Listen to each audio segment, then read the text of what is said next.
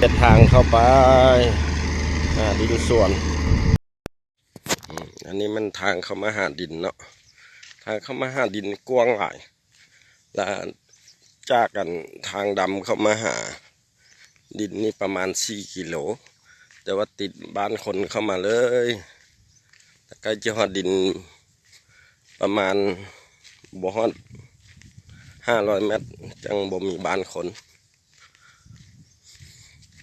อันนี้เป็นห้วยเนาะห้วยธรรมชาติตัวนี้แล้วอันนี้เป็นมองข้าเจ้าเลี้ยงปลาตัวนี้มันเป็นสวนมะเขือข้าเจ้า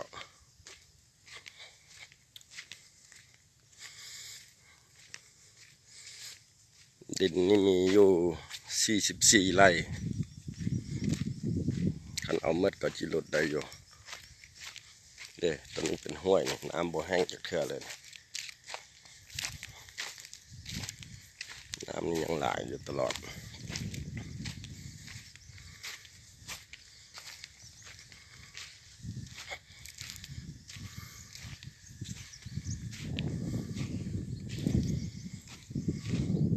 ดินเขาจะเลี้ยมห้วยโค้งไปพุ่นฮอดพุ่นปลาไม้สูงหมดละ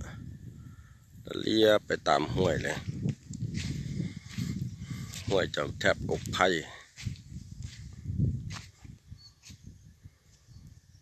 อันข้าเจ้าล้อมหัวอยู่มันส่วนนายพลตำรวจอาจารย์สอนเวินคำ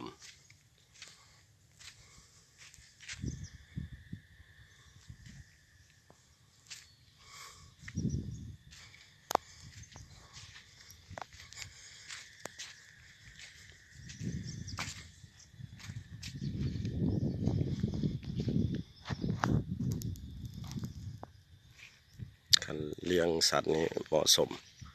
เพราะว่าสัตว์ข้าเจ้าก็มาอยู่แต่แถวนี้มัน